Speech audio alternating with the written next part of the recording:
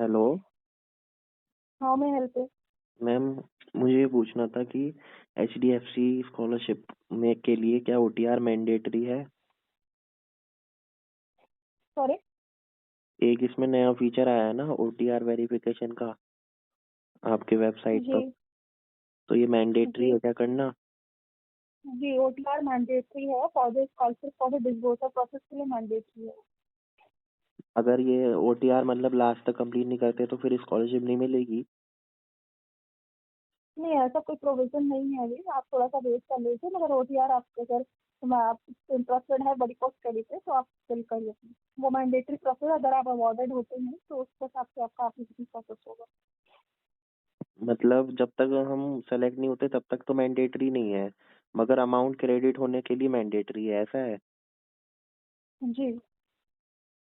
अच्छा तो मैं रजिस्टर्ड मोबाइल नंबर बता दीजिए, मैं एक बार चेक कर लेती हूँ। अच्छा अच्छा।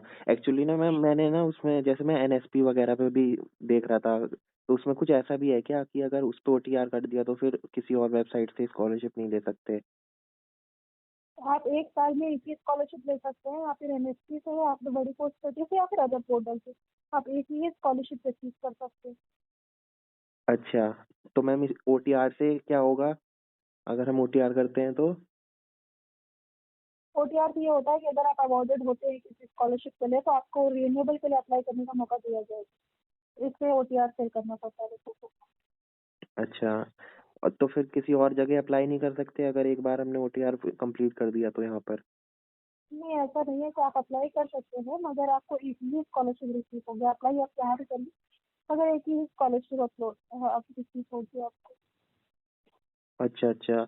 एंड मैम, अगर इन केस ऐसा है कि जैसे एनएसपी से इन केस अगर किसी स्टूडेंट को मिल रही है स्कॉलरशिप, तो फिर उसे तो फिर बड़ी फोर स्टडी पे अप्लाई नहीं करना चाहिए, ओटीआर जी, करना? अगर आप अप्लाई करना चाहते हैं तो कर सकते हैं। मैं कंफर्मेशन नहीं दे सकती, आपको इन्फॉर्मेशन मिलेगा, आपको स्कॉलरशिप प्रोवाइड होगी। अच्छा अच्छा। एंड मैम, अगर जी। अगर जैसे कुछ स्कॉलरशिप ऐसी होती है जिस केस में कॉलेज में जाएगा, अगर वो ट्रांसफर होगी कॉलेज में बनी, तो उस केस में भी ओटीआर जरूरी है क्या?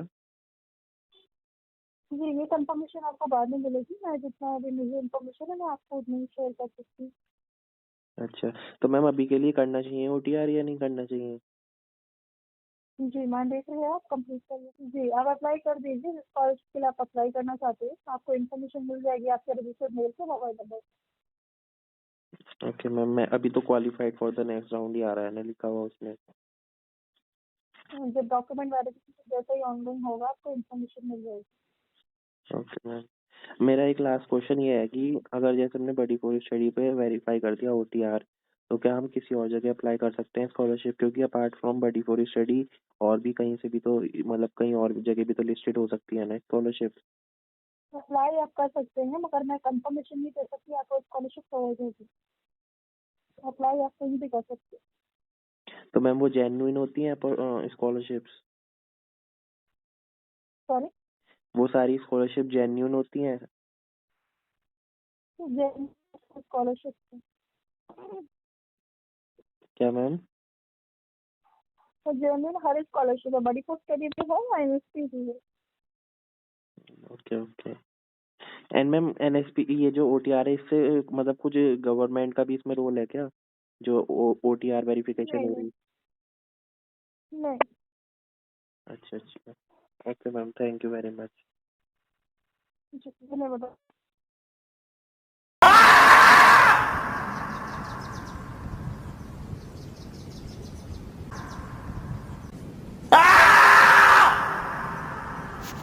दोस्त, जैसे कि हर बार मैं अपने चैनल पर सेकंड हाफ में एक नई स्कॉलरशिप के बारे में बताता हूँ, तो ऐसे ही इस बार एक और नई स्कॉलरशिप के बारे में बता रहा हूँ मैं।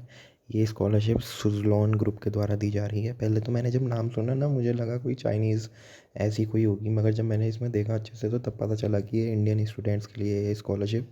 इसका नाम है पूरा श्री तुलसी तांती स्कॉलरशिप प्रोग्राम 2025-2026। देख लेते हैं इसकी टर्म्स एंड कंडीशन के बारे में, क्विकली गो थ्रू कर लेते हैं। नाइन्थ क्लास में पढ़ने वाली सभी फीमेल्स इसमें एलिजिबल हैं, जो कि महाराष्ट्र, मध्य प्रदेश, आंध्र प्रदेश, गुजरात, राजस्थान, तमिलनाडु, तेलंगाना, दमन एंड पुडुचेरी में है।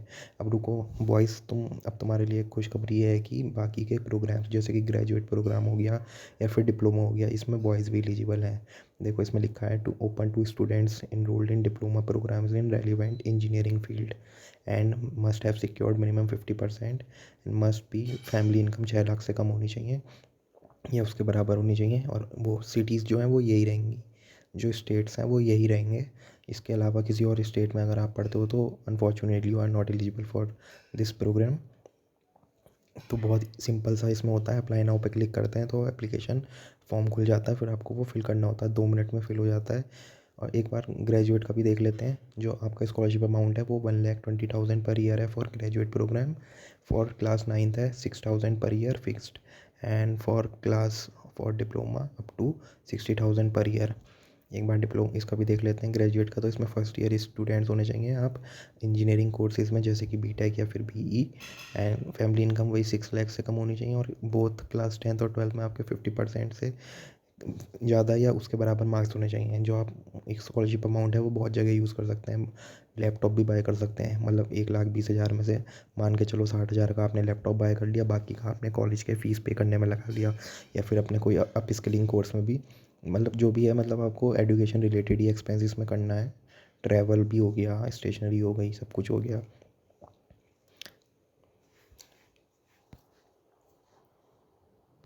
और जिन भी स्टूडेंट्स ने इस फॉर्म को फिल कर रखा उन्हें उन्हें तो ऑलरेडी मेरी तरफ से पता चल ही गया होगा। देखो ये फॉर्म भरना इसलिए ज़रूरी है क्योंकि ये है अपॉर्चुनिटीज़ का भंडार। ये फॉर्म में क्या है, अगर आप इसको फिल करते हो ना तो देखो आपको क्या मिलेगा। पहले तो आप इसको अच्छे से पढ़ लेना। आपको यहाँ पे नाम, अपना ईमेल, यहाँ पे आपका क्वेश्चन को चाहे आप स्किप भी कर सकते हो या नॉट एप्लीकेबल भी डाल सकते हो। आपको ईमेल आईडी यहाँ पे डालनी है जिस पर आपको अपना डेली बेसिस पे, मतलब डेली भी नहीं तो आप इसमें क्या होगा कि अगर आप इस फॉर्म को फिल कर देते हो तो जिस कोर्स में भी आप हो या जो भी आपसे रिलेटेड अपॉर्चुनिटीज़ है सिर्फ आपको उसी के बारे में पता चलेगा। एक kind of newsletter type हो गया, मगर ये पर्सनलाइज्ड हो गया, क्योंकि इसमें जो भी इसमें फालतू का ये नहीं आएगा कि कोई आप लेट से अगर आप सेकेंड ईयर में हो और आप कोई स्कॉलरशिप 4th ईयर की है तो आपको वो उस चीज़ के बारे में नहीं पता लगेगा। आपको सिर्फ वही पता लगेगा जो आपके मतलब की चीज़ है, क्योंकि आज के टाइम में टाइम बहुत ही कम होता है, सब बिज़ी रहते हैं। तो बेकार में आप फालतू का इधर उधर देखने की ज़रूरत नहीं पड़ेगी। और ना सिर्फ स्कॉलरशिप बल्कि कोई सा भी A to Z कॉम्पिटिशन या कुछ भी A to Z कुछ भी होगा जिसके बारे में मुझे पता चलेगा तो सबसे पहले मैं इस पर बताऊँगा। अपने चैनल पर वीडियो बनाने से भी पहले आपको मैं बता दूँगा, तो ये आपको एक एडवांटेज हो जाएगा। अभी थोड़े टाइम पहले ही मार्च के आसपास की बात है, एक इंडसइंड बैंक स्कॉलरशिप आई थी। उसमें पता है first come first serve basis पे सिलेक्शन हो गया था स्टूडेंट्स का। तो कुछ अपॉर्चुनिटीज़ ऐसी भी होती हैं जिसमें first come first serve basis पे सिलेक्शन हो जाता है। अच्छे से टर्म्स एंड कंडीशन जो भी डिस्क्रिप्शन है पढ़ लेना और फॉर्म को फिलअप कर देना। मैं डिस्क्रिप्शन में इसका लिंक भी दे दूँगा। Okay guys, wish you success.